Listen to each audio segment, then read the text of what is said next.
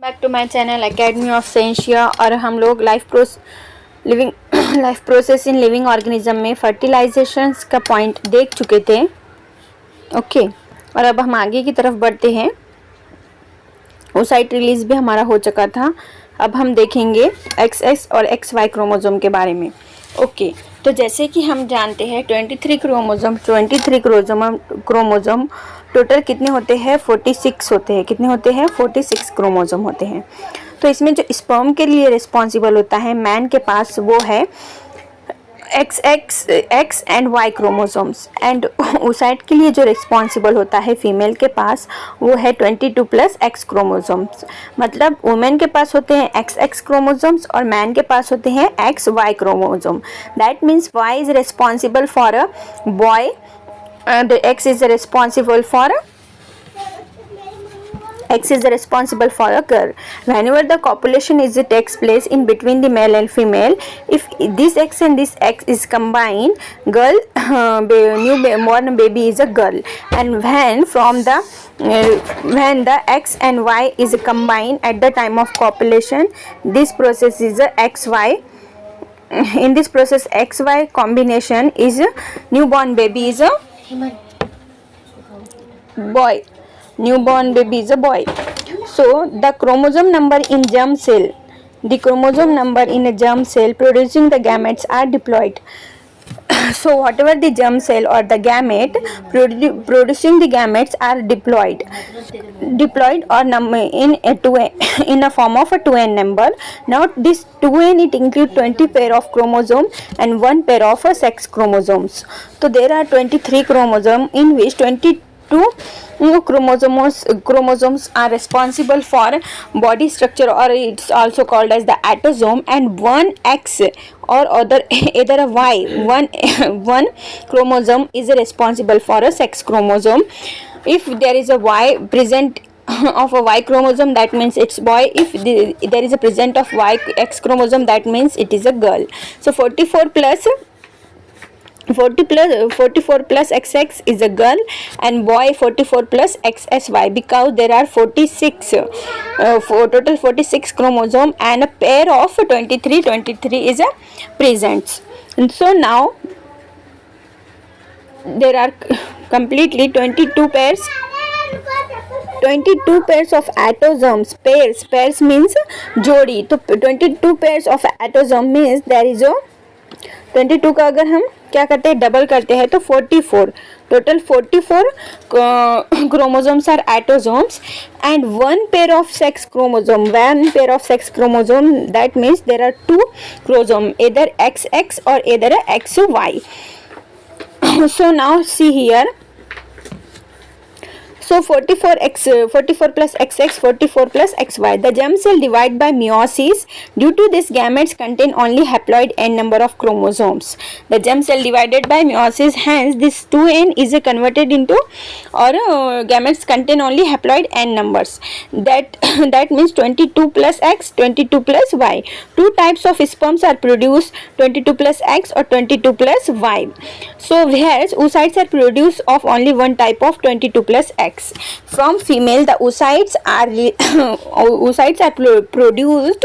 The chromosome is 22 plus X, and from the man, the sperms produced chromosomes that 22 plus X or maybe 22 plus Y, because Y chromosome only present in a man's. Okay.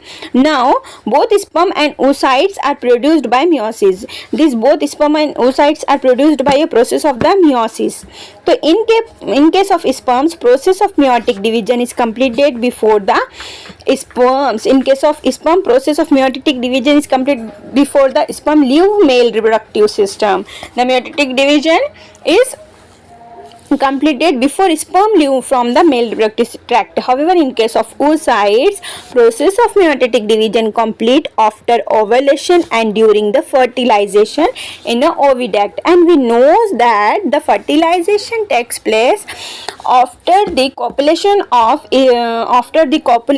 and when the sperm and ovum combine and zygote form, it's called as the fertilization. So this is the all process of and the knowledge about the XX chromosome and XY chromosome. Hence there XX chromosome responsible for a girl and XY chromosome is responsible for a born of a new baby boy. Now what is the development of a birth? The zygote form after fertilization in the oviduct. कहाँ पे होता है fertilization? Oviduct में होता है. कहाँ होता है? ओविडक्ट में. Undergoes repeated mitotic division and embryo is formed. और जो ओवुलेशन fertilization होता है ओविड में, तो जो भी ओवम होता है वो mitotic division में जाता है, जिसकी वजह से embryo formed होता है. क्या form होता है? embryo formed होता है. Meanwhile it pushed towards uterus. और फिर वो कहाँ पे जाता है? ओविडक्ट से यूटेरस में चला जाता है.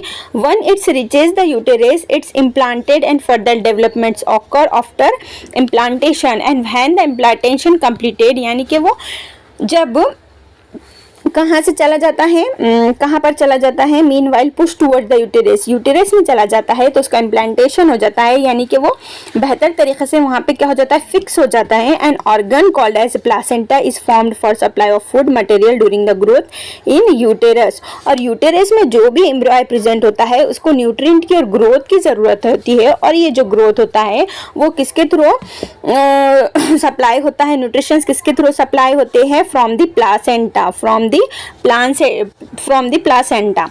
So the developing baby is connected by placenta in a uterus for a nutrition. Now embryonic development is completed approximately within 9 months after the fertilization.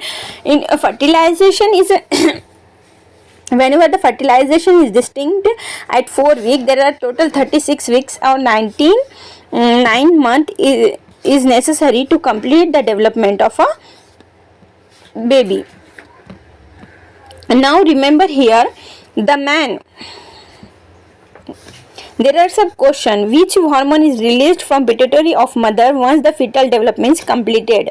So the hormone is oxytocin. The hormone is oxytocin. Oxytocin is responsible for to release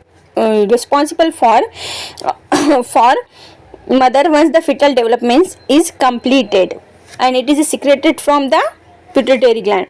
Now the next one question: under the effect of that hormone, which organ of the female reproductive system start to contract and thereby birth process parturition is facilitated? यानी oxytocin किसके लिए responsible है? तो ये uterus के contraction के लिए responsible है. ऑक्सीटोसिन के प्रेजेंस की वजह से जो यूटेरस का कॉन्ट्रैक्शन होता है वो इजीली हो पाता है, जिसकी वजह से जो बेबी होता है at the time of delivery वो आगे की तरफ पुश होता है और फॉरवर्ड होता है. Now always see the point of always remember the man is totally responsible whether the couple will have a boy or girl child. यानी कि लड़की होना या लड़का होना ये डिपेंड होता है मैन में. During zygote formation, man contribute either X or Y chromosome to the next generation, but female transfer only X chromosome. We are all knows that the X chromosome is responsible for girls and present only in girls XX chromosome. But in man there is a two types of chromosome present, X chromosome and Y chromosome.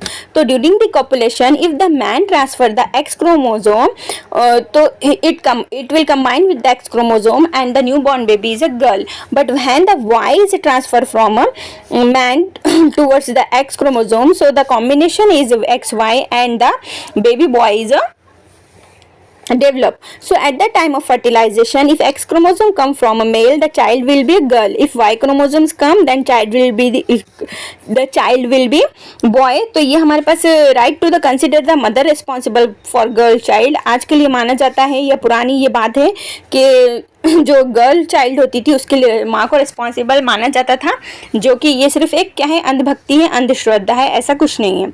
उसके बाद हम आगे की तरफ बढ़ के हम पढ़ते हैं मेंस्ट्रुअल साइकिल. मेंस्ट्रुअल साइकिल पढ़ने के पहले हम क्या कर लेंगे, इस फिगर को देख लेंगे. Okay, so see here it is our pituitary glands from where the hormones are released. तो there are different types of hormones. Now here see here the follicles change in ovary during the menstruation. जो ovary system होता है उसके अंदर कुछ changes form होते हैं, और ये जो है फॉलिकल्स है, फुल्ली ग्रोन फॉलिकल FSLH, ये जो है हार्मोन है. यहाँ पे ये ओवुलेशन का प्रोसेस है, और ये कॉर्पस ल्यूटम है, और ये है corpus अल्बिकेनस.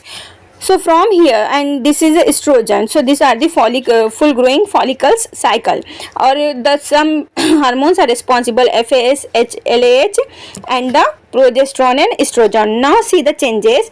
It is a period of menstruation in 1 month, about 7 day or maybe 9 day or maybe 11 day. So there are complete 28 days. Changes in uterus during menstruation is a period of menstruation, period of regeneration of endometrium, ovulation period, and the period of secretion of glands in the endometrium. Beginning of the menstruation, पूरा 28 days complete होने के बाद menstrual cycle फिर से क्या होती है, start होती है.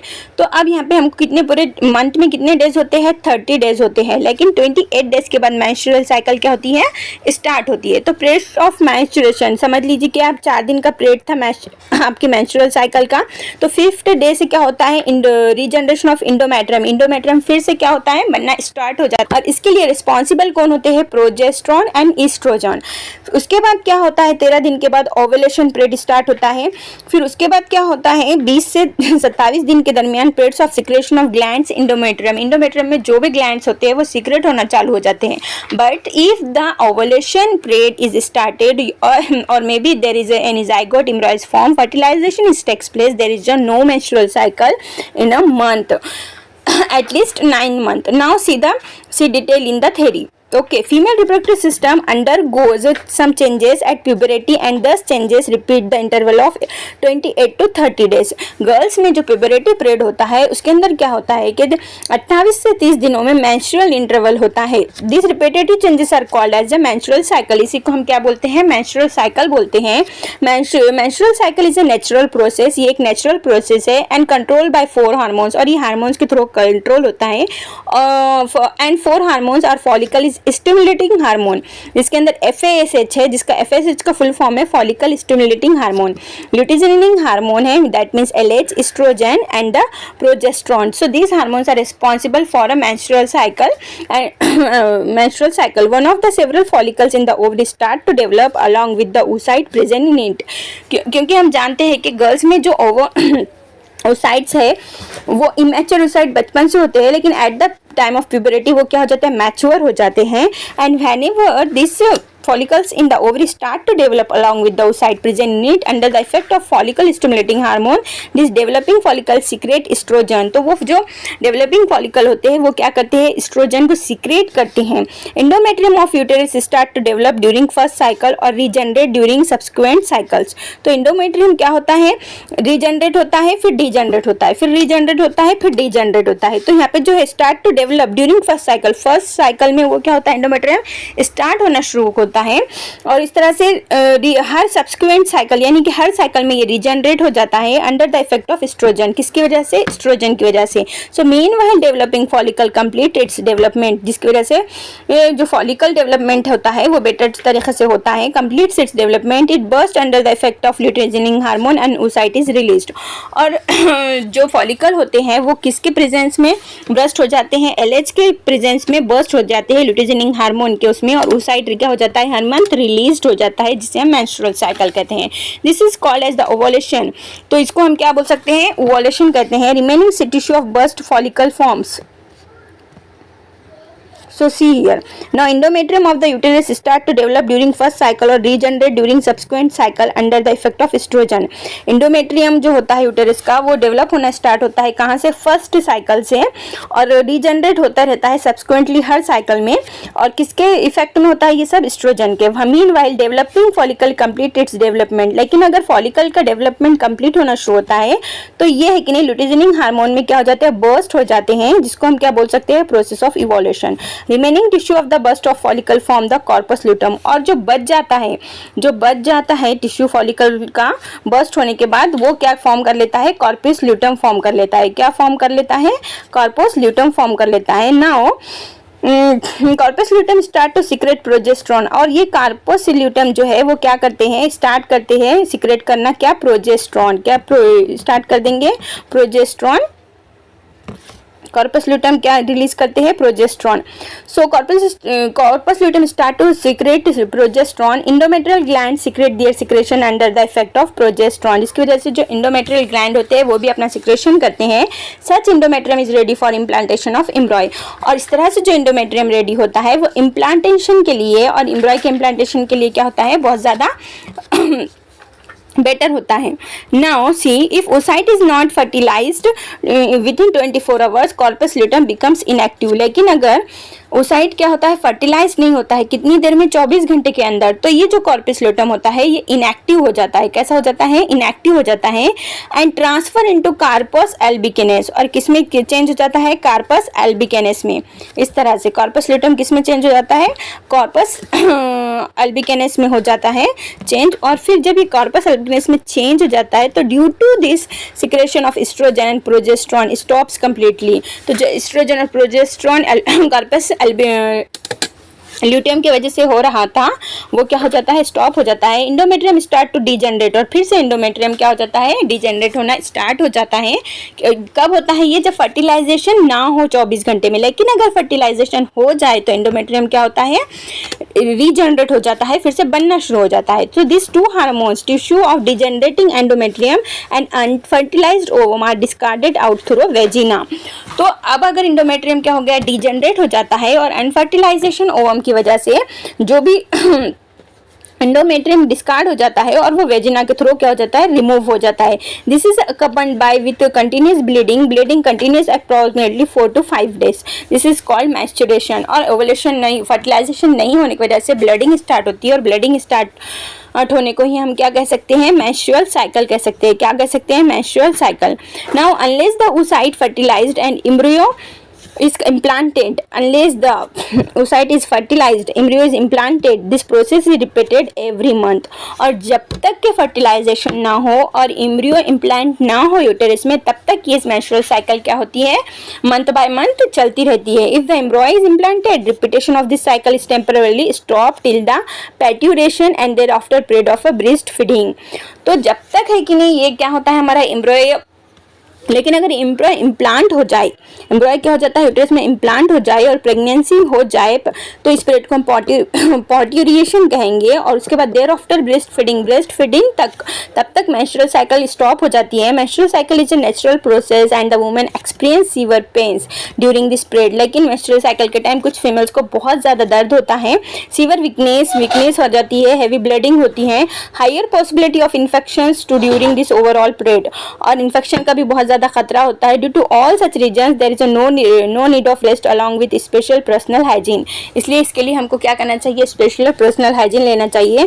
तो आज हमने मेंस्ट्रुअल साइकिल देख लिया, फर्टिलाइजेशन का प्रोसेस देख लिया, XY क्रोमोसोम का डिफरेंस देख लिया एंड डेवलपमेंट ऑफ बर्थ देख लिया। इसके आगे हमको जो देखना है पॉइंट्स जो है हमारे, वो क्या है? रिप्रोडक्शन इन मॉडर्न टेक्नोलॉजीज के बारे में हम पढ़ेंगे नेक्स्ट लेक्चर में। तब तक के लिए टाटा बाय बाय, बने रहिए मेरे चैनल एकेडमी ऑफ साइंस के साथ। Thank you.